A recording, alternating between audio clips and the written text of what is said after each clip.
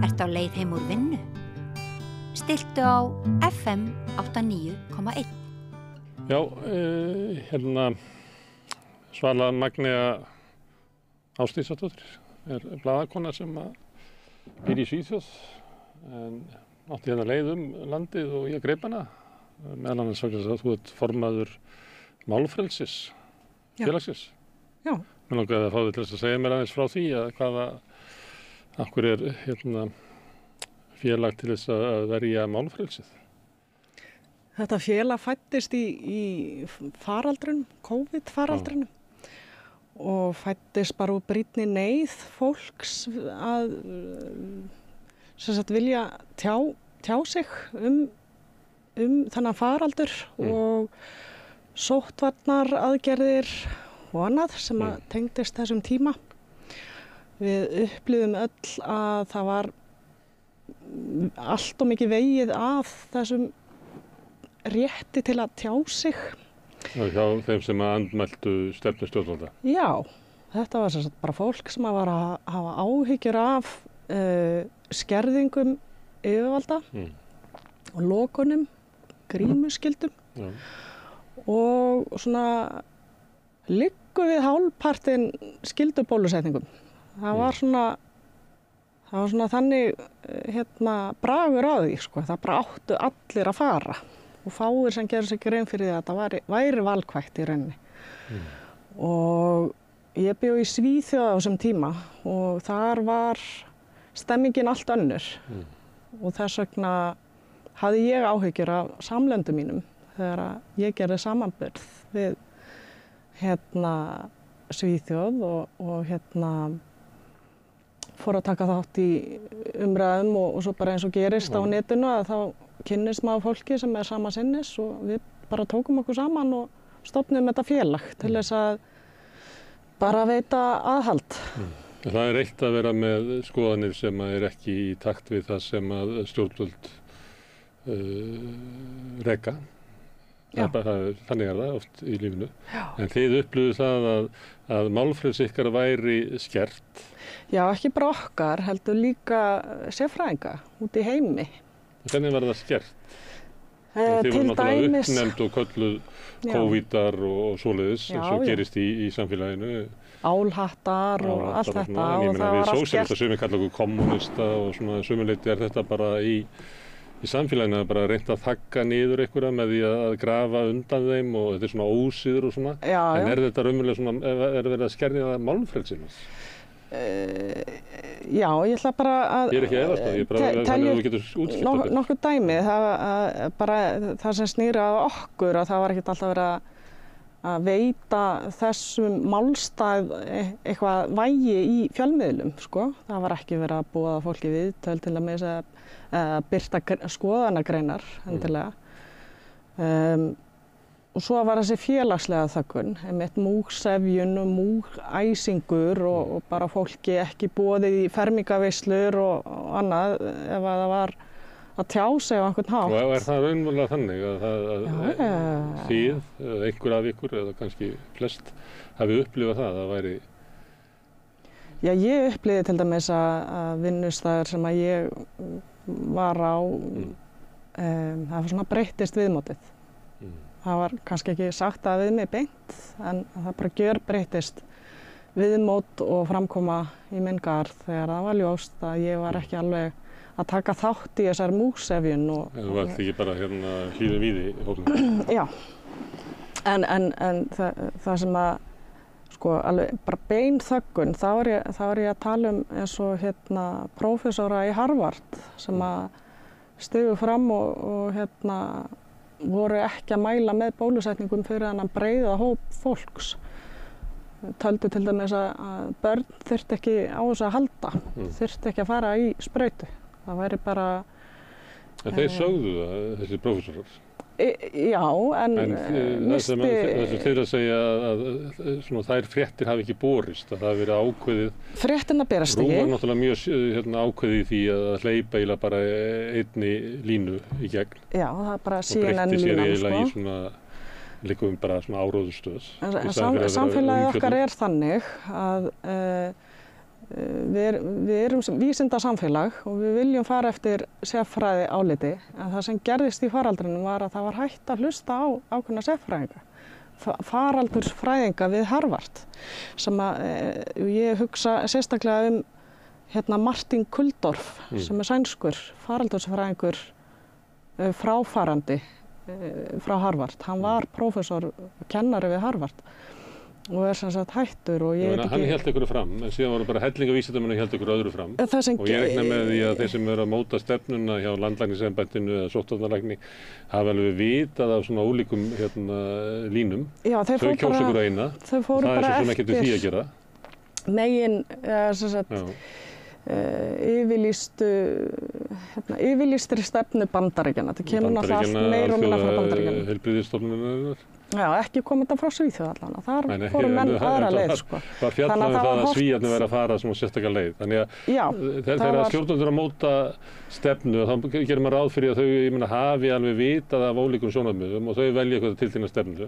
En það kemur ekki beint málfrelsi við. Það sem að þið eru að finna að þegar það búið er að móta stefnuna, að þá er eitthvað í samfélaginu sem bara útilokar umræðu aðra kosti. Já, það er vegið að tjáningafrelsi þegar að það er verið að útiloka álit sérfræðinga og þá er ég líka að tala samfélagsmiðla eins og kosið að fara ekki eftir því. Eins og LinkedIn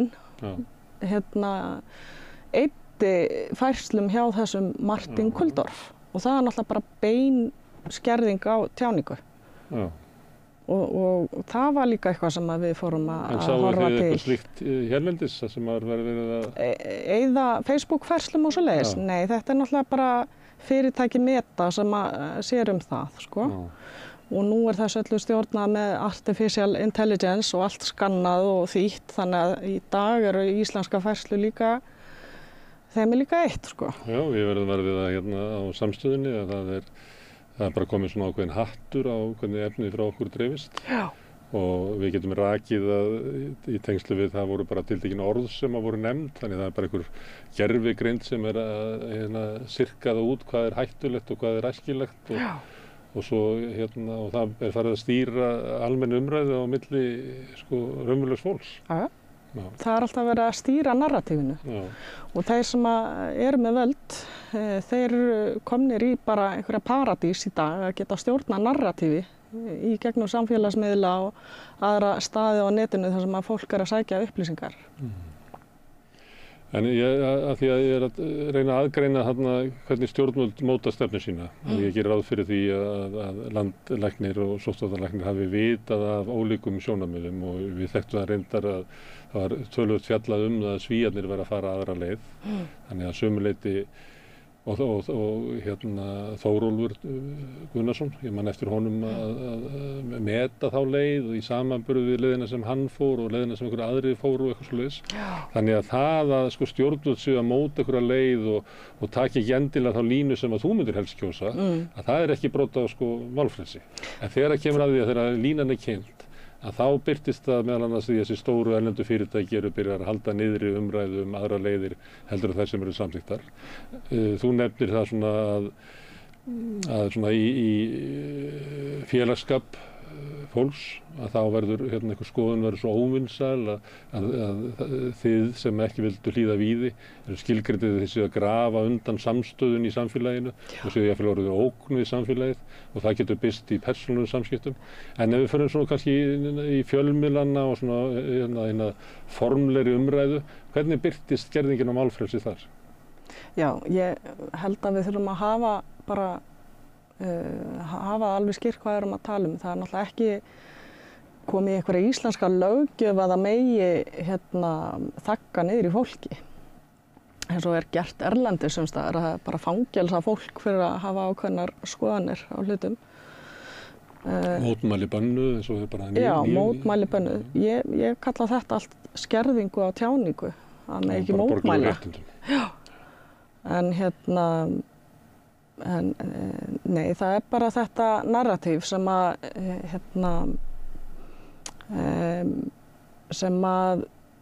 er ríkjandi, sem sagt, þar er verið að vega að málfrelsi með þeim hætti að tjáning þögguð og þetta að gerast í gegnum samfélagsmiðla og þetta að gerast með fréttaflutningi og við sjáum líka bara hvernig núna afleiðingarnar af faraldrinum á Íslandi eru yfir 6.000 tilkynningar aukaverkanir á borðinu hjá Lyfjastofnun og ég held að sé yfir 300 af þessum tilkynningum af alvarlegum toga sem þýðir að fólk bara mjög alvarlega veikt og óvinnufært og með miskrónískar afleiðingar sem við vilja meina að hafi komið í kjölfarið á sprautunum. Þá ætti að segja að það sem var ekki leyfð, svona innan einhverja gæsalöpa, umræða ólíkar nálganir á þessu og ekki leyfð umræða svona þessar alvarlegu ákvarðanir sem voru teknar, að þá kannski leiddust þær til þess að fara of langt á eitthvað tiltekið svæði sem hefur síðan orðið skaðlegt fyrir samfélagið og einstaklingana. Þannig að skerðing á málfrelsi eða ef við leyfum ekki málfrelsinu að ríkja, að þá getum við lent í því að taka ákvarðanir sem eru skaðlegar. Já, það var, við vitum alveg hvernig þetta var. Það var mikið hræðsla í samfélaginu og blaðamenn eru líka fólk og blaðamenn voru líka hræddir og og ritstjórn að gæta hagsmuna miðla sinna og þá var ekki vinsælt að fara að leyfa fólki sem að vera að draga sóttvarnar aðgerðir í efa að ljá þeim einhverja röddu. Það hefði verið skandall á þeim tíma. Það getur verið skaðlegt fyrir fjölmiðil að teygja sig eftir óvissanum skoðunum því að það bara getur rakið frá þeim áhorfendur og áskrifendur. Það er svo mikil cancel culture í gangi og það bara snýra öllu, sama hvert málefnið Já, þannig að þá eitthvað svona element í samfélaginu þar sem að fjölmiðlarnir, stjórnmálin, stjórnsýslan að reyna að búa til einhverja svona sáttum einhverja svona almenna leið sem flestir eru sammála og reyna að býta af sér annað. Þannig að okkur líður vel að við höfum tekið sameiginlega ákvörðun, en okkur líður ekki vel að vera með ákvörðun sem umdeild, okkur líður ekki vel að vera í samfélagi sem að málfrelsi ráðandi og ríkjandi. Já, þetta svona eitthvað sambland, af því að það sem gerðist líka í faraldrinum var það að nú man ég ekki alveg nákvæmlega, en fjölmiðlanefnd og ríkislögreglustjóri gáfu út fyrirmæli ákveðna verkferla að það væri neyðarástand í landinu og ég held að svipaðir verkferlar voru virkjaðir og bara í stríði að ritstjórnum bar það að hlusta á sérfræðingana, hlusta á þríeykið og þríeykið fékk náttúrulega daglega bara tilkynninga skýrslugjöf eða hvað það var öll þessi allar þessar beinu útsendingar og bein útsending þegar að halda hópnum saman það var líklega markmiðið með þessu að allir væru. Þetta bara einhver upplýsingaverkferill. Það er neyðarástand og þá á að hlusta á sérfræðingana og það bara kemst ekkert annað að. Og bein útsending þegar bóluefnin bárust til landsins, ég gleymi því ekki. Ég var í Svíþjóð og ég horfði á þetta í beinni útsendingu þegar sérsveitin var mætt út á Leifsstöð, sérsveitin. Þú kallar ekkert út sérsveitina nema að sé einhver hernaðarleg aðgerð. Þetta var mjög hátíðlegt og fólk var bara að bíða eftir þessu. Það getur verið maður með hníf í blokk þá var sérsveitin. Þetta var bara eins og raunveruleika sjónvarp að fylgjast með þessu, ég segi alveg eins og Þetta var bara súrrealískt. Það var ekki svona út í Svíþjóð. En það var greinilega mikil eftirvænting í þessu bóluefni Það verið að byggja upp einhverju svona ákveðna stemmingu. Já, þetta var bara lausnin. Fólk var að farast. Á sama tíma ýtt í burtu allir öllum efasemdum það, allir umræðum það. Þannig að við erum að taka samstöðuna fram yfir sannleikann ef við trúum því að málfrelsi og lífleg umræða geti leitt fram sannleika. En fólk getur ekki tekið upplýstar ákvarðanir eða fær ekki aðeins breiðari upplýsingagjöf. En hlýðum víði felst í því að við þurfum ekki að gera það, ég og þú, af því að víðir og sérfræðingarnir gera það fyrir okkur. Já, og þeir náttúrulega fara eftir sínum fyrirmælum eða ráðgjöf eða viðmiðum samkoma erlendis frá. Og svo ég klári það sem ég var að byrja að segja með þessar aukaverkanir sem eru tilkynntar allar. Það allt saman í biðstöðu og það bara í rauninni sama vandamál og var í faraldrinum. Að það engin skýr viðmið að berast að utan og þá bara gerist ekki neitt hérna á Íslandi. Það eru engar sjálfstæðar klínískar rannsóknir í gangi á þessum aukaverkunum. Lyfjastofnun vísar í það bara verið að bíða eftir niðurstöðum erlendis frá. Þannig að það voða lítið af sjálfstæðum vinnubrögðum minn heima. Og svo þetta ekki rætt. Ég þekki fólk sem ég veit ekki hver þín afstæð til COVID sem sjúkdóms, en ég þekki fólk sem lítur á að COVID sé verulega alvarlegri sjúkdómur heldur en að vera látið. Og það gagnrýnir líka stjórnvöld kannski á síðustu misserum, þar sem þú manst að allt í einu var bara hægt að telja dauðsföll á COVID og allt í einu bara hvarf það og þá var eiginlega verið að sannfæra okkur þetta væri búið og þetta væri alltaf lægi, COVID væri bara flensa og það var eiginlega jafn ákafur fréttaflutningur og hafði verið áður. Já. Og það kannski ástæðan fyrir því að það ekki verið að rannsaka aukaverkanir og annað slíkt, að það bara verið að láta COVID svona hægt og bítandi.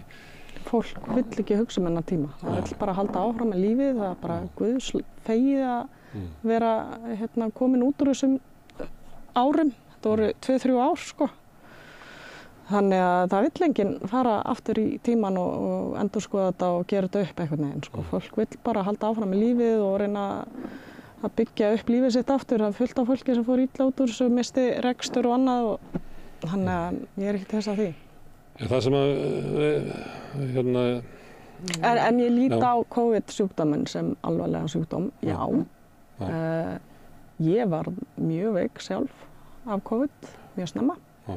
Og það var líka þess vegna sem ég fannst ég ekki þurfa bólusetningu þegar ég var bara búin að vera veik og var að hlusta á sænska sérfræðinga. Það verður ekki verið þannig, fólk getur veikst bara aftur og aftur. Fólk getur veikst aftur, ég veiktist líka aftur. Þú færði ekki með því að fá COVID Ég veiktist aftur, en það eru alvarlegra í seinna skiptið? Ónæmisfræðingar sem vilja meina það. Ef þú ert með náttúrulegt ónæmi eða ónæmissvörun, ónæmissvar, minnisvar í frumunum, að þá vinnur líkaminn betur á næstu sýkingu. Í rauninni þar sem að sprauturnar voru ekki að verja fólk heldur gegn veikindum og ekki heldur gegn alvarlegum veikindum að þá svona eftir að hyggja þá sé ég alveg ég tók rétt ákvörðun fyrir mitt leyti af því að þá var ég bara að taka áhættu á sjúkdómnum en ekki bæði sjúkdómnum og aukaverkunum. Þannig að þú fékkst ekki sprautur? Nei, ég fór ekki sprautur. En þá hafðirðu ekki takmarkað ferðafrelsi að því þú hafðir ekki? Jú, það var einmitt líka hluti af þessu. Ég upplifði það að mannréttindi mín voru skert, ferðafrelsi mitt var skert. Máttur ekki koma til Íslands þá? Ég þurfti að vera með einhverjar sannanir fyrir því að hafa farið í sprautu. En þú varst ekki með, það er ekki farið? Nei, þannig að ég fór ekkert. Kom ekkert heim. Það var nú einhverju í Svíþjóð sem bjuggu til svoleiðis sannanir eða ekki þótt að fólk færi ekki. Það var réttur á því. Þetta var náttúrulega mjög áhugaverður tími til dæmis eins og með bóluefnin. Fyrst var sagt að bóluefnin myndi verja okkur fyrir sjúkdómum. Svo var sagt að bóluefnin myndi verja okkur fyrir alvarlegum veikindum. Svo var sagt að bóluefnin myndi verja okkur fyrir dauða og ég man eiginlega ekki hvað í endanum var hvað bóluefnin átti að gera því að það svona fjaraði alltaf hvað og fólk búið að fara í 5-6 en í hverju stíi var þetta sagt með sama ákafanum eins og fyrra stíi hafi aldrei verið til. En nú líka búið að kæra Pfizer fyrirtækið lyfjareisan Pfizer fyrir í rauninni falska markaðssetningu. Og það eru lögsagnir á hendur Albert Bourla sem framkvæmdastjóri Pfizer Vestanhafs og það í sérstaklega í ljósi, það er búið að kæra Evrópusambandi líka fyrir þessa samninga sem eru meira og minna leynilegir almenningi og ekki bara almenningi heldur líka þingmönnum á Evrópuþinginu. Og eitthvað af þessu bóluefni er búið að taka úr umferð? Já, alveg nokkur og svo er búið að breyta nöfnum á þessu og allt. En þetta var mjög áhugaverður tími og að fylgjast með því svona hvernig varð bara til svona ein lína og hvað bara eiginlega allt samfélagið snerist það að fá fólk til þess að gangi í takt og að þá var maður að hugsa með var þá málfrelsi, var það bara til þess að hafa svona þegar það eru góðu tímar. Ég held að málfrelsi ætti að vera svona grundvallaratriði til þess að við gætum sko talað okkur niður á rétta niðurstöðu og við gætum haft sko viðvarandi gagnrýni á stjórnvöld og það myndi gera okkur að sterku samfélagi. En mati virðist vera þannig að málfrelsi sé eitthvað sem að veikir samfélag þegar á reynir. Þannig að við erum að taka það úr sambandi. Og það er náttúrulega svolítið sko stórt sjokk fyrir okkur sem að voru alveg upp að því að búa í hvað er þetta kallað, opið, lýðræðislegt, vestrænt samfélag. Já, akkurat. En þetta er bara vel þekkt mannlegt fyrirbæri ef að hætta að steðja að, tala ekki ósýnilegur óvinur, lítil veira sem getur bara drepið þig ef þú fyrir út í búð sko. Þetta er þetta skapa mikið ótta, þannig að þetta á sér allt mjög eðlilegar útskýringar, hvernig þetta ástand gat bara myndast. En Svo stuttu eftir, eða ég veit ekki, faraldurinn er náttúrulega ekki farinn. Fólk er ennþá að veikjast á COVID, ég held að meira þess að verið sko að töluvert bylgja núna í sumar. Ég fann það bara þegar ég var á bók í þætti og svona, það voru kannski bara 4.-5. hver sem var með COVID eða ábóðið sem með COVID og eitthvað hlera. En síðan kom innrás Rússa í Úkraínu og þá einhvern veginn upplifðum að það bara ræstist upp sko sama vélinn. Og þá allt í einu voru þeir sem voru bara með klassíska svona friðar stefnu að stríð sé ekki leið til friðar sem voru á því að halda diplomatískum samskiptum við alla í vonum að það sé hægt að nýta það að allt í einu þá var það fólk svona úthrópað. Já, ég lenti í því líka. Þú ert alltaf á móti. Greinilega. En það er eins og að, sko, eftir COVID-árin, þá var fólk svolítið ennþá uppfullt af einhverju spennu og svona hatri í rauninni. Fólk upplifði alveg rosalegt hatur gagnvart fólki sem að bólusetti sig ekki, sko, eða andúð. Sem að var eitthvað, ég tók aðeins þátt í þeirri umræðu, sko, sem að ekki alltaf byggð á sko einhverju sanngirni vegna sem sjálfum sér hefur verið svona á Íslandi að fólk vill ekki bólusetja börnin sín og það er ekkert vandamál fyrir það fyrir slá yfir sko 5 eða 10% eitthvað þess. Þannig að í sjálfum sér að vera eitthvað að skipta sér að því hvort að allir, bara 100% séu bólusettir er náttúrulega bara einhver leiðinda hnýsni og afskiptasemi. Það er því að þér stafar engin ógn að því sko. Þú veist, ef þú vilt skilgreina það bara sem einhverja sérvisku í einhverju fólki eða það að einhver sé einhverju trúarbrögðum eitthvað svona, þá kemur það okkur ekkert við sko fyrir að þetta byrjaði að verða þannig að sko vörnin sé að falla. En ég held að við höfum aldrei verið nálægt í Íslandi sko. Ég lít bara á þetta sem svona narratív sem að fólk trúir á, þetta er bara eins og þú trúir á þetta hóp ónæmi sko, eða hjarðónæmis pælinguna. Já, en skilgreiningur henni er að þá má alltaf sko vera svona 5% hópnum þarf ekki að vera bólusettur.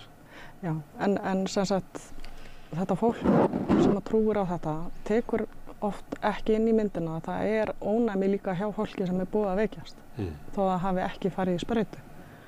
Og þannig að þetta er bara eitthvað svona gremja. Þetta er gremja hjá fólki yfir því að aðrir hafi ekki farið sömu leið, sko. Þetta eru engin rök á því þetta er stjórnsemi og gremja. Þetta eru engin rök það að hópofnæmi sé veikara. Algjör rökleysa, sko. En þetta er bara það að ég þolið ekki að þú hlýðir ekki eins og ég var látið hlýða. Já. Og varandi Úkraínu og Rússland, svona þegar ég fylgst aðeins með þessu, að það vita bara ekki það margir undanfaran og það sem gerðist árið 2014. Valdaránið í Odessa og fjöldamorðið þar sem að fólk var brennt inni lifandi aðskilnaðarhópur fólk sem vildi ekki eða samrýmdist illa úkraínskum yfirvöldum og stefnið þaðan frá Kív af því að Úkraína er rosalega stórt land, gríðarlega stórt og vestur Úkraínumenn og austur Úkraínumenn eru svolítið ólíkir bara ólíkir hópar og meiri hlutin rússnesku mælandi í austur Úkraínu, eðlilega, og Úkraínu mælandi, úkraínsku í vesturhlutanum. Og vesturhlutin það eru fleiri Evrópusinnar þar. Og þetta bara mannfræðilega mjög skiljanlegt af því að landamærin alveg upp við Rússland í austurhlutan. Og það sem gerist 2014 er náttúrulega að það þarna forseti sem að vill ekki Evrópusambandið og vill friðarsamninga við Rússa og allt þetta og vill svona vinna með þeirra skilmálum eða þannig. En og svo þarna, bara sem sagt, hann settur af sá forseti og valdarán framið og nínasismi tekur völdin svolítið þarna. Og fleiri þúsund manns voru drepnir á þessum svæðum 2014. Þegar þú segir þetta, þá einhver sem að segir, já, hún nú bara að fara með svona narratív frá Pútín. Já, þetta það sem maður fekk að heyra.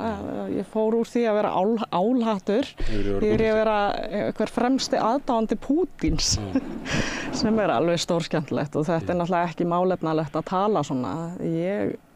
Ég vil frekar ræða málefni og ræða það sem ég að ræða og ræða staðreyndirnar sem ég að setja fram og bara gjörðu svo vel og komdu með það sem að sannar hið gagnstæða. Og þið í málfrelsi ekki að kvarta yfir það að allir sé ekki sömu skoðanir og þú. Nei, þú ert að kvarta yfir því að fá ekki að viðra þínu skoðanir. Já, við einmitt ekki alltaf sammála í samtökunum málfrelsi, en við virðum réttinn að vera ósammála og að bara fá að tjá mismunandi skoðanir nauðsynlegt. Við eigum ekki að lifa í áróðursamfélagi þar sem ein skoðun það sem bara ein skoðun í boði eða ein skoðun samþykkt. En það maður myndi svona reyna að meta það, þá útbreidd hugmynd í samfélaginu, til dæmis á COVID-tímanum, að þegar þú ert að tala gegn bólusetningum eða lýsa yfir vantrú þinni á bóluefnin virki eða séu hættulaus, eins og stjórnvöld segja. Ég var nú reyndar ekki, ég ætla bara að taka fram, ég var ekki mikið af því. Ég var meira að minna á fólk á réttinn sem það hefur til þess að taka sjálfstæðar ákvarðanir. Því ég ætla bara að vitna í það, hvað afstöðum að heyrið út í samfélaginu. Þá var slíkum hugmyndum svara með því að ég sjálfur sem átti að hafa þessar skoðanir. En leiðut byrjar að breiða þær út, þá átt að grafa undan öryggi samfélagsins, því að þú ert að grafa undan almennri bólusetningu sem lykillinn að við getum búið hér í öryggu samfélagi. Þess vegna höfum við rétt á því að þakka niður þér. Sama ef að þú fer að tala að NATO sem á að gæta frið í Evrópu hafi ekki gert það, heldur hafi þau raunverulega storkað Rússum þannig að það brast út stríð og því sittum við uppi með stríð í Evrópu, að þá verið að tala með við verum að þakka í þér því þú bara landráðamanneskja sem að grafa undan öryggisstefnu eða öryggi Íslands með því að flytja hér boðskap þeirra sem að Ísland eiginlega svo til í stríði við. Og þess vegna höfum við... Þetta allt byggt á ótta. Já, ég veit það. Þess vegna höfum við rétt á að þakka niður þér. Vegna þess að málfrelsi sem að þú ert að biðja að það styrkir ekki samfélagi, heldur veikja það. Já, þetta kannski rökstuðningurinn, það sem að fólk réttlætir alls konar hegðun að því að telur sig hafa rétt á standa. En og þetta svona the highest good for all hugmyndafræði kannski, þegar menn telja sig virkilega vera að standa fyrir þeim málstað, að þá eru bara, þegar þú gengur með hamar, þá allir aðrir naglar, þetta svolítið þannig. Það verður svona ofstæki og það eru pólar, ég sé lífið bara sem ró og það eru pólar á báðum hliðum, ég hef sagt áður. Og það á við í öllum málaflokkum og öllum bara hópum. Það eru öfgafólk alls staðar. Það eru öfga hægri og það eru öfga vinstri líka. Þið eru oft skilgreint sem öfgafólk og segjum að ég sé að stýra bara einhverju kastljósi og ég alltaf að tala COVID fram og tilbaka og svo segir þú, en minn, af hverju hleypur ekki einhverjum öðrum skoðunum að? Þá segir ég byrstu, Svanna mín, það bara svo fáið með þessu skoðanir, þau eru bara einhverju örlítill svona minnihlutahópi og það verður bara að skekkja umræðuna með því að vera að draga ykkur þannig inn og gera ykkur hátt undir höfði, myndu þið líklega nota, eins og oft er sagt. Hvað segirðu þessu? Sko, ég segi bara að það er öfgahópur sem að hefur verið hávær að vekja athygli á þessum málefnum sem að fer gegn strauminu sem að að mínum mati hefur jafnvel gert meira ógagn en gagn af því að það eru sem eru svolítið háværir og sýnilegir sem eru ekki nógu góða fyrirmyndir eru bara orðljótir og ofstækisfullir og gargandi og fara jafnvel með rangt mál og staðrendavillur eru með fordóma og skæting og svoleiðis. Þessi háværi hópur er að kalla mig til dæmis stýrða andstöðu. Ég veit ekki hvort þú kannast þetta hugtak. En það þýðir sem sagt að ég er, og þetta er sem sagt hópur sem gagnrýndi COVID, aðgerðirnar og allt þetta. Í þeirra augum er ég stýrð andstaða af því að ég vil ekki hafa mér eins og þau að nota sama andstaða sem stjórnvöld ráða alveg við og eru bara sátt við, það er bara fínt að hafa sölu vegna þess að þá getum við látið eins og við séum í andstöðu við hana þá þurfum við ekki að eiga við andstöðuna sem við raunverulega óttumst sem eru þessi sem þú þetta ég veit ekki alveg af hverju þau tóku sig saman og svona ríðust á mig og bara samtökin málfrelsi í heilu lagi sko. Því að það er þarna einhver í frímúrarareglunni og þá er bara komið eitthvað svona einhver svona samsæris stimpill á okkur sko. Það er svolítið áhugavert og þetta er kannski eitthvað sem að fólk eða bara almenningur gerir sér ekki alveg grein fyrir að fólk sem að er kannski að gagnrýna ég er komið leið að tala COVID sko. En við erum líka að reyna að tala málfrelsi en ekki kannski COVID eða Úkraínu. En þetta sem ég var að reyna að vitna í áðan við henni ímyndaða stjórnvalda Kastljós, má það ekki samt vera að þú eða einhverjir sem ekki fá hljómgrunn fyrir skoðanir sínar upplifið að það sé vera að ræna af þeim málfrelsi þegar að staðreyndin er kannski bara svo að ég meina, þeir eru bara ekki tekist að samfara nógu marga sko, til þess að þetta verði sko burðu hugmynd í þessum lýðræðisvettvangi sem við erum með. Hvað er myndur svona slíkum sjónum? Sko, það er alltaf ríkjandi orðræða í samfélaginu og það var ríkjandi orðræða á öllum hnettinum í COVID. Þannig að allir sem að fóru á nokkurn hátt gegn þessu narratífi voru bara álhattar í augum flestra. Það er bara þannig. Það voru íslenskir hjartalæknar, 2, sem að tóku sig saman og skrifuðu grein sem ég held að var birt annarkvort á Vísi eða í Mogganum. Það sem að þeir töldu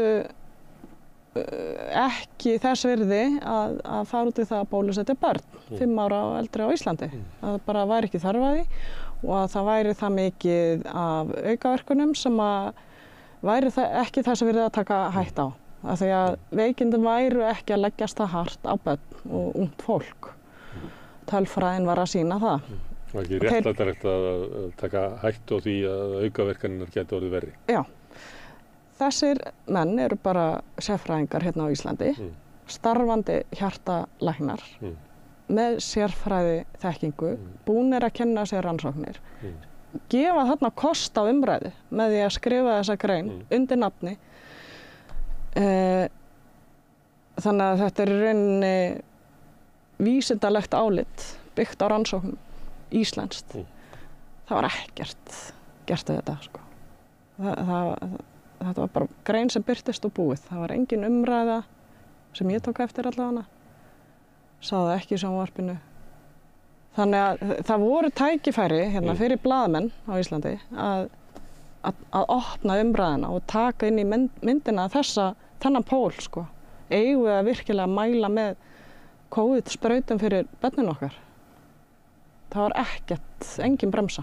Það átti bara að skikka alla í spreyti. Og að mín mati, og þetta kannski svona samsærispallinn, að því ég hef fylgst með þessu svolítið lengi, hvernig Pfizer og önnur lyfjafyrirtæki starfa. Þetta eru með ríkustu fyrirtækjum heims og þau eru duglega að markaðssetja ný lyf og þau eru búin að safna á sig lögsóknum í gegnum árin og það er alveg hægt að skoða það bara. Allt opinbert, fréttaflutningur og bara áreiðanlegar heimildir fyrir því, þessum lögsóknum, að þeir græða á því að keyra eitthvað á stað, sko. Keyra nýja afurð á stað. Þetta er ekki fyrsta sprautan sem fer í svona paniksölu, sko. Þetta var líka gert í svínaflensu faraldrinum.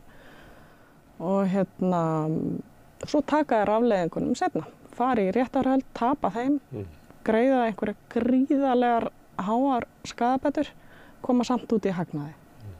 Og þetta er bara uppskrift sem er að virka það. Græða á því að selja vondlyf og gagnsleyslif, alveg eins og góðlyf. Þrátt fyrir þetta gagnsleysi sem við getum bara öll séð með eigin augum og reynslu, þrátt fyrir þetta gagnsleysi á þessum COVID-sprautum, þá eru það samt komnar í áskrift. Við þekkjum það líka bara ópíóður og faraldrinum að það eru fyrirtæki sem að græða á því að selja skaðleg lyf. Jafnvel þóttir axli svokallað ábyrgð á því að hafa gert það. Það kom út í stórkostlegum hagnaði. Herðu, en það er eiginlega sama hvaða mál við getum tekið. Það er alltaf, við getum tekið loftslagsbreytingar af mannavöldum. Það er svona sensus í heiminum. En síðan er eitthvað svona andstaða á móti því og þeir nota sömu rök og þú ert að nota, það er bara eitthvað svona lið sem er ykkur hagað því að reka þetta þarna í gegn og einhver er alltaf að græða á þessu og svo er bara liðið á endar þessu ráðstöfum út allan heim sem bara hefur bara lifibrauð sitt að þessu og er að reka hér í gegn einhverja hugmynd og af hverju ekki hlusta á þennan vísindamann eða þennan vísindamann og þá svara hinir á móti, ég finna að þú nefnir einhvern og einn vísindamann en við erum hérna með sko 99% af öllu vísindamannum sem eru saman okkur og Já, þetta er bara sama en ég persónulega er ekki mikið að ræða þetta málefni. Ég einfaldlega sem fulltrúi málfrelsis vil sem sagt ekki þagga umræðina. Mér finnst bara fólk eiga rétt á því að vera með sína skoðanir og ræða þessa hluti. En það eru náttúrulega gríðarlegir hagsmunir sem eru á því að tala gegn þessu, sem eru þeir sem eiga alla hagsmunina af jarðefnaeldsneyti. Já, sko ég persónulega, ég geri greinamun á mengun sem ég persónulega hef mjög miklar áhyggjur af. Ég hef áhyggjur af mengun sem fer út í loftið sem við erum að anda að okkur, einhver eiturefni í loftinu frá álverum og öðru. Ég hef miklar áhyggjur af því. Það er alveg staðfest. Og bílunum okkar. Það rignir flúor í grasið í Hvalfjörðinum og dýrin borða það og er að greinast með flúor í mergnum og svona. Þá við bílana, þá við skipin og flugvélana. Bara öll mengun er skaðleg. Við vitum það alveg. En þessi gróðurhúsa umræða, ég satt best að segja, veit ekki alveg hvar ég stend vegna þess að við lifum á plánetu sem er í stanslausum breytingarham og við erum með eldgos á þessu landi hérna sem er að spúa út koltvísýringi sko í mörgum tonnum. Við getum ekki stoppað það sko. Við getum ekki stoppað það, þetta er bara náttúrulegt ferli og hefur alltaf fyllt þessari plánetu að það eru eldgos allstaðar í heiminum hverju einasta ári. Þannig að og við erum pendull á milli ísaldar og hlýnunar. Þessi pláneta er aldrei stöðug. Hún er alltaf að breytast. Það kýs ekki Sjálfstæðisflokkinn stöðuleikann sem þeir alltaf selja. En það sem þetta er náttúrulega pólitískt trix sem þú ert að gera núna. Að þau segja við getum alveg saminast það að vinna gegn menguninni. Af því að þá í leiðinni mundu við draga úr loftslagsbreytingunum ef þær kenningar eru réttar. Mér finnst bara svo mikið hræst í þessu, sko, ég á erfitt með að ræða þetta því ég var pirruð að fólk er að bugast af samviskubiti yfir að hafa gleymt taupókunum út í Bónus og að því að plastpókinn geti sko bara, þú veist, haft einhver áhrif. Ég veit ekki hvað það sé alveg. En svo er stórmengunin í Kína eða eitthvað þar. Sem að síðan er bara blanda saman stuttu síðar. Það er eiginlega pirringur sem ég heyri núna í fólki. Að vera að flokka sorp og svo er ekkert gert við flokkunum. Svo er það bara að blanda saman stuttu síðar. Eða bara geymt einmitt í Svíþjóð í einhverjum geymslum í Smálöndunum eða ekki. Já. Þetta er náttúrulega dregur svolítið úr metnaðinum. Þetta verðist vera svona fóni, þetta er einhver leiktöld. Já. En eftir sem áður, þegar við erum að tala um svona málfrelsi og við tökum þessi dæmi, að þá er eiginlega í öllum málum, þá er alltaf ykkur sem að, það jörðin er hnöttótt, nei, hún er flöt, segir ykkur, og á þá bara alltaf að sá sem er andmælandi, hann á alltaf að vera borðið og af því hann er alltaf við borðið og við erum alltaf að taka tillit til hans, að þá munum ekki komast að einhverju niðurstöðu, sameiginlegri niðurstöðu, nokkuð skapaðan hlut. Já, bara, við þurfum ekkert að vera sammála. Það er alltaf í lagi að lifa í samfélagi þar sem að fólk er ósammála. Við þurfum samt að taka ákvarðanir. En þessi við erum búin að taka ákvarðanir jörðina. Við vitum að jörðin er hringlótt. Það er kannski eitt sem þú segir ekki. Og við vitum að fólk hefur farið út í geim og séð hnettina utan. Við sjáum hnettina þegar þeir eru hringlóttir. Það hafi verið sviðsetning bara í bíó í dag. Og þá bara er manneskjan með þá skoðun alltaf. Ég er ekki að gera lítið úr þeim sem er andmæli, ég bara tók þetta dæmi, hvort að við ættum að hafa það þannig.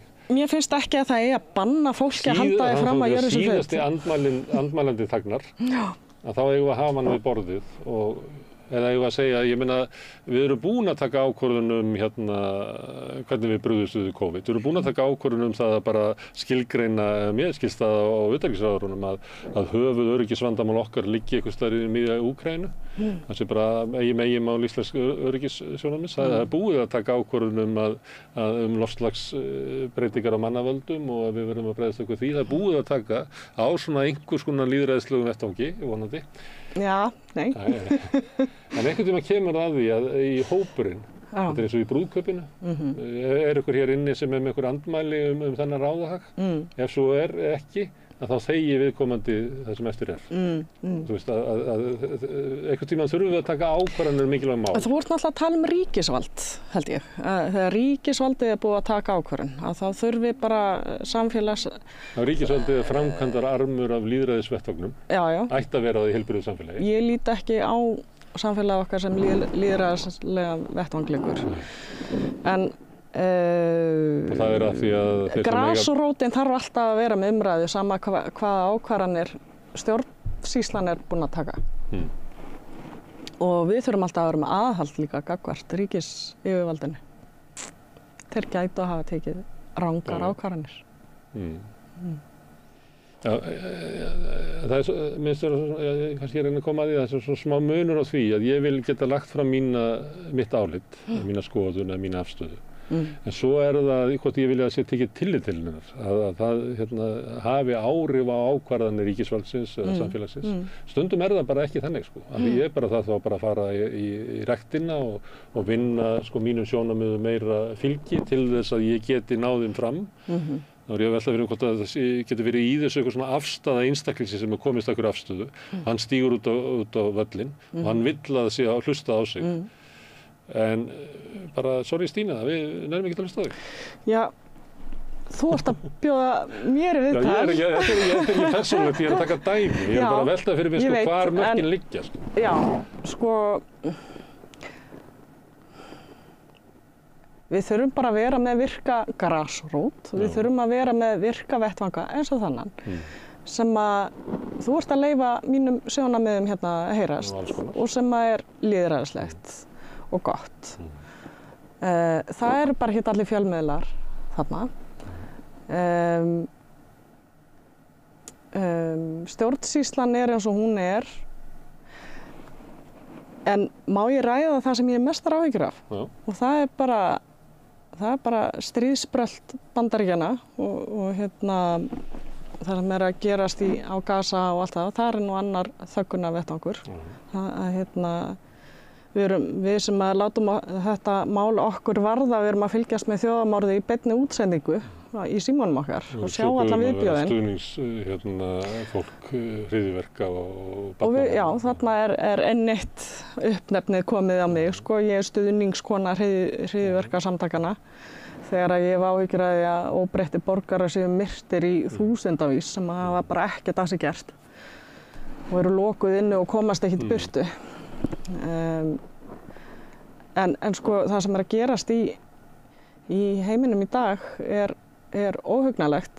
Í Bandaríkjunum eru kjarnorku tundurskeyti sem hafa verið þarna síðan, ég veit ekki, einhverja 20 ára aftur í tíman og það var búið að yfirgefa þessar bækistöðvar. Það er búið að virka þær aftur núna og það er verið að manna þetta upp núna og trekkja eitthvað í gang. Ég var heim í Svíþjóð.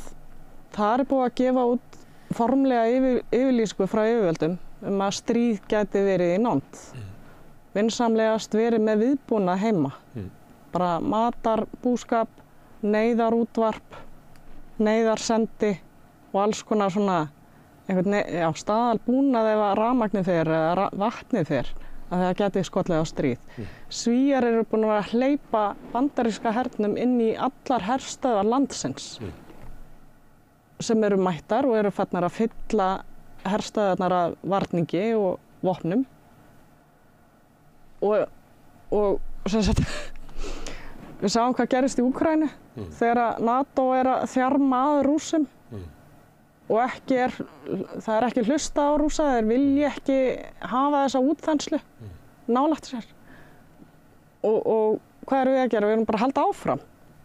Við erum farin að þjarma að þeim á Norðurlöndunum. Og við erum að taka þátt í þessu Íslendingar. Eins og Rússar sem vera ráðast inn í Svíþjóð. Við erum að senda vopn, fjármagn til Úkraínu og allt þetta. Þannig í Svíþjóð það hefur verið búin að henda sendiráðinu út og allt þetta. Þú veist, við erum búin að gefa Rússum þau skilaboð að við erum ekki vinveitt þjóð lengur, þeim. Þannig að, sko, nú er ég bara að mála upp svona worst case scenario.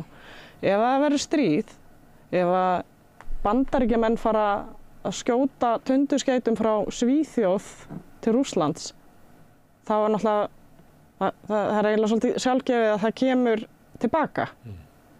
Og ef það er fara að skjóta frá Bandaríkjunum, þessi tundurskeyti, þetta eru kjarnorku tundurskeyti í Norður-Dakota sem að ná alla leiðina til Rússlands. Þau drífa alla leiðina þangað.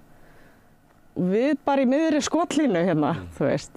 Og Bandaríkja náttúrulega með yfir að hérna svolítið. Þannig að þeir væru nú ekki lengi að gera okkur að einhverju base fyrir sig, sko.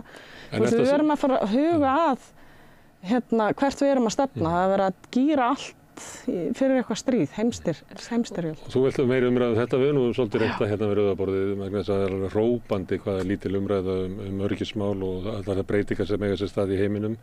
Þetta er líka óttastjörnum í nafni þjóðarhag. Gangast inn á það eins og hlýðum víði, það er bara hlýðum Pentagon, eins og Pentagon hlýtur að vita hvað þeir eru að gera. Þó svo eiginlega öll saga undanfarna áratuga sýnir það að þeir hafi ekki hundsraskast vita því hvað þeir eru að gera. Og hérna valda alls konar skaða út allan heim. Og við bara eitthvað hópur sem þetta síst af öllu að trista, að það verða bara látið eins og þannig að það sé bara eiginlega búið að ræða öll öryggismálin. Þurfum ekki að ræða það. Línan kemur bara eitthvað stærri í pósti. Svona þegar eitthvað þjarmar að, þá er lýðræðið fljótt að hverfa. Já, en að því að þú ert í Svíþjóð, ert að tala akkurat þessi mál, að hérna, það kom mér á óvart, sittandi hérna upp í Reykjavík, hvað hérna bara Svíarnir bara fara í NATO bara svona. Já.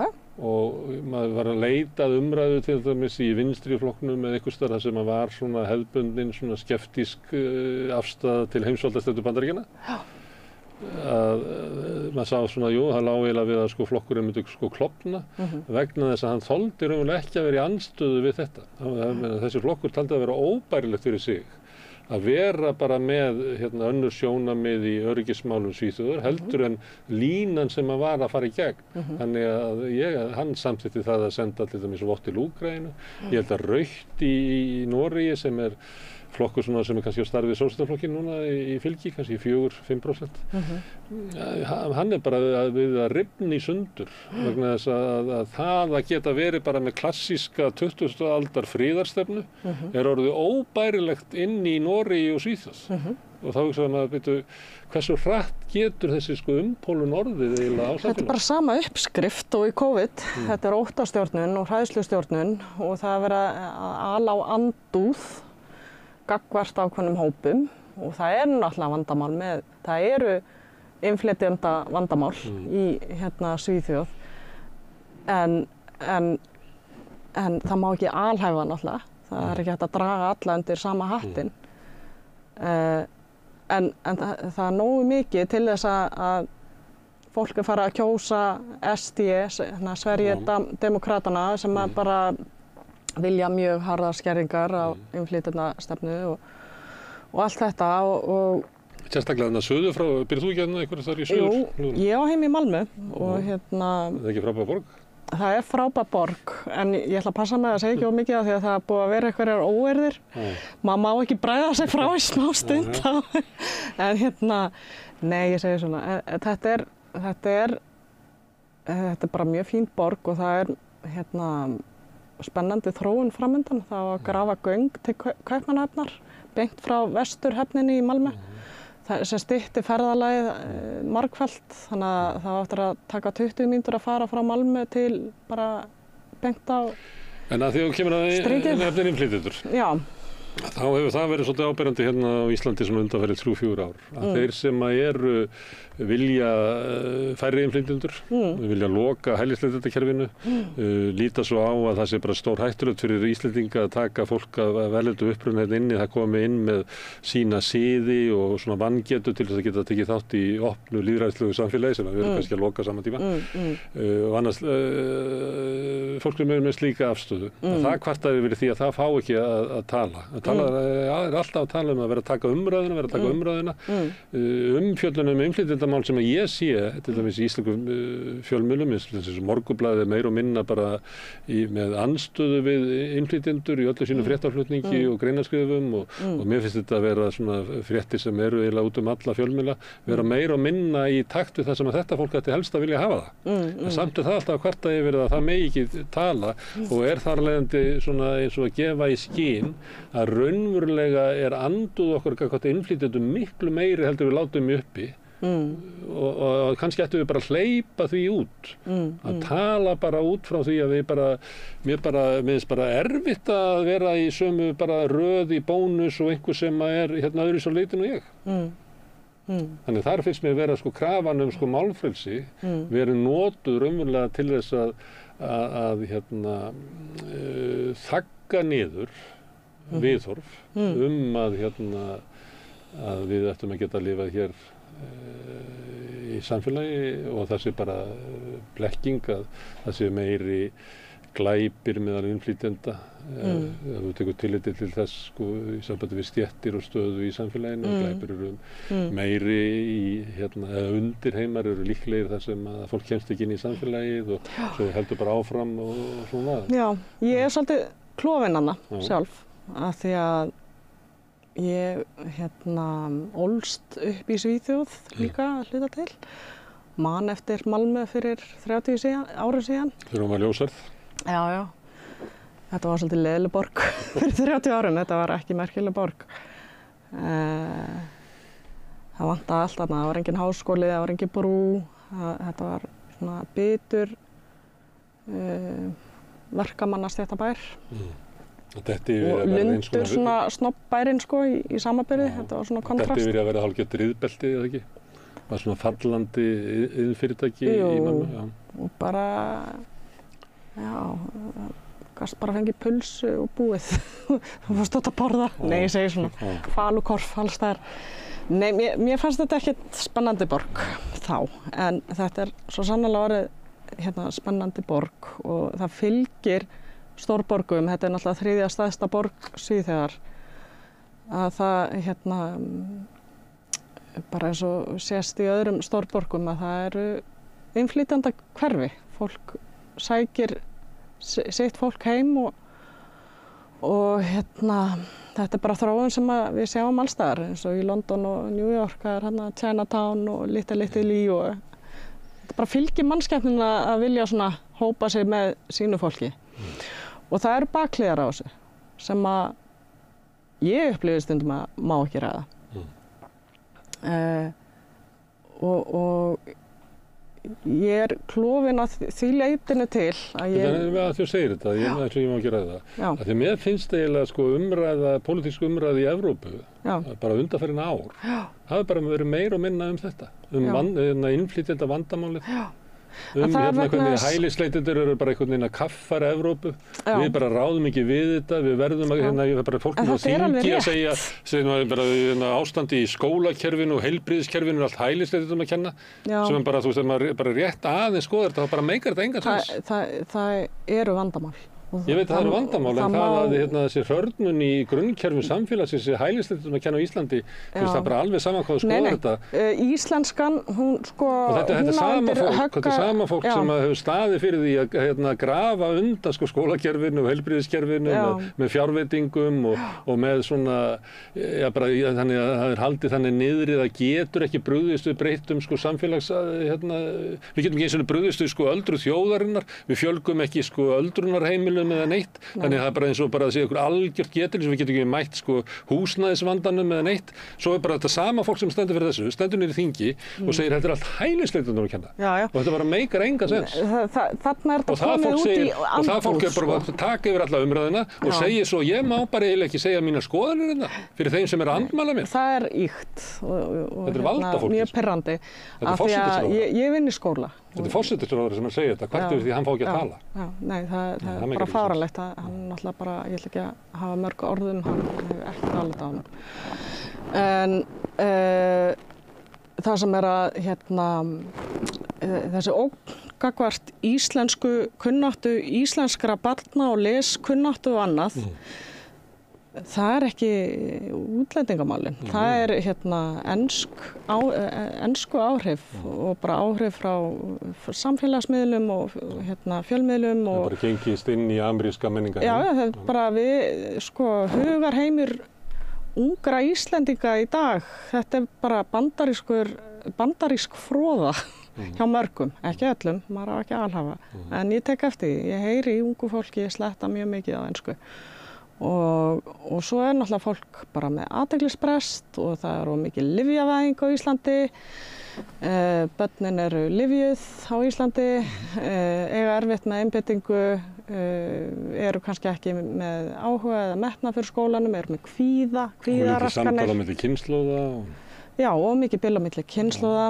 Og svona samtalið í samfélaginu hjá okkur er að bresta og fólk er meira að minna að hverfa inn í eigin hugarheim, inn í einhverja svona skjái. Já. Ungir og aldnir. Já.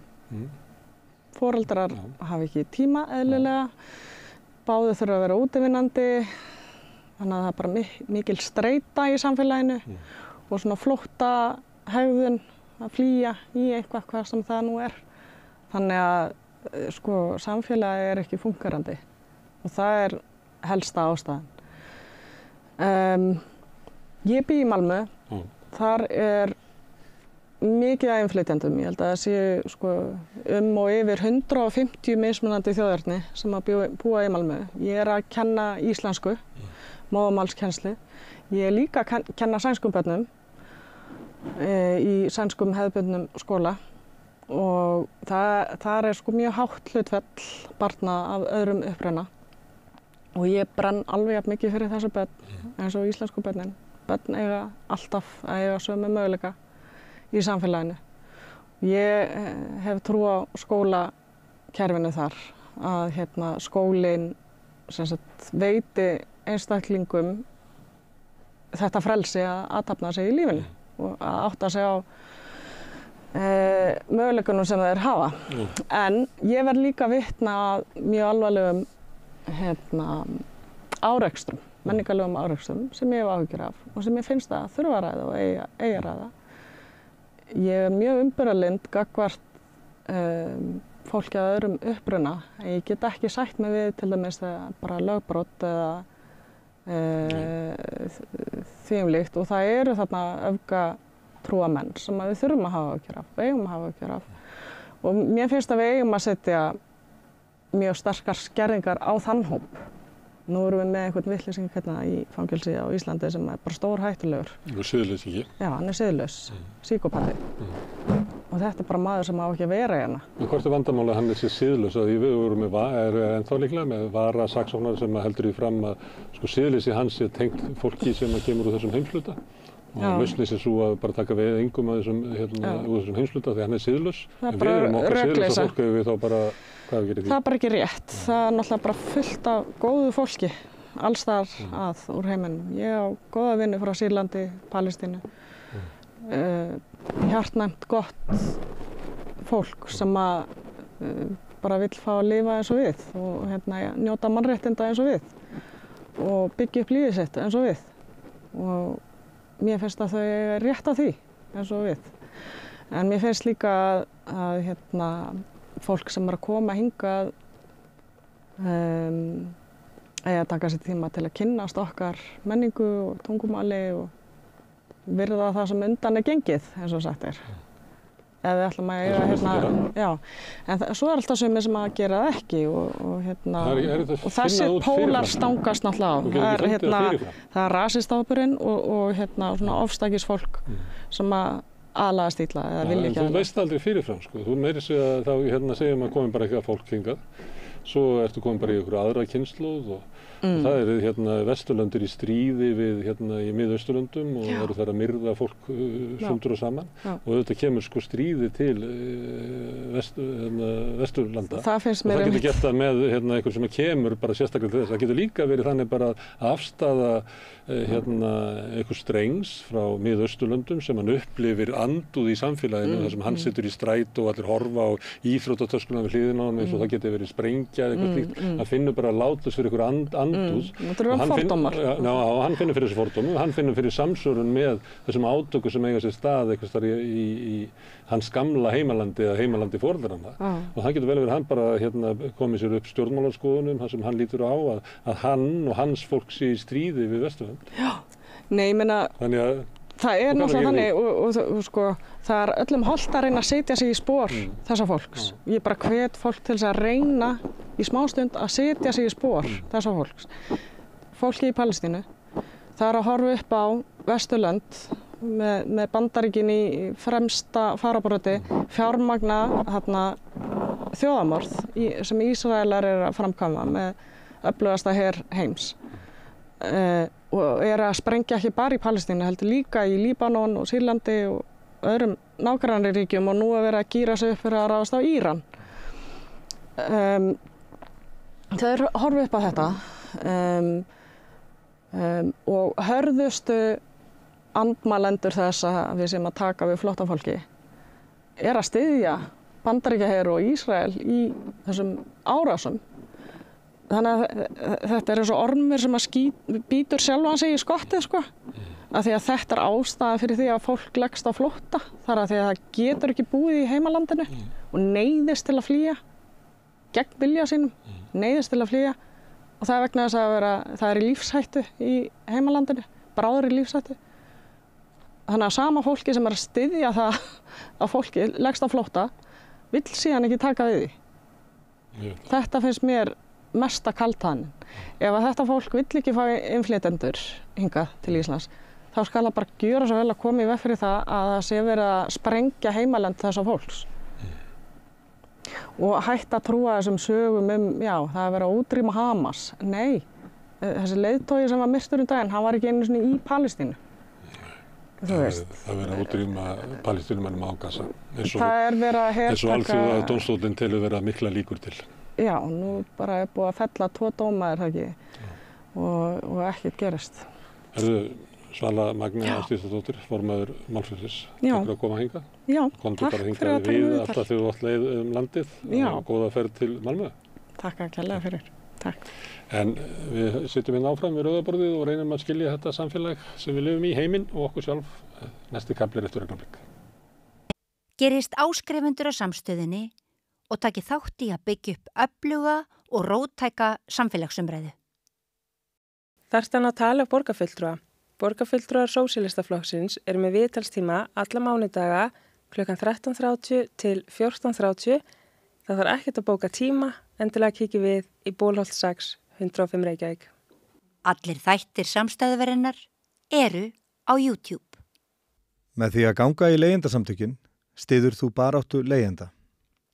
Leigjendasamtökin eru fyrir öll þau sem vilja vinna að réttlæti og öryggi á húsnæðismarkaði.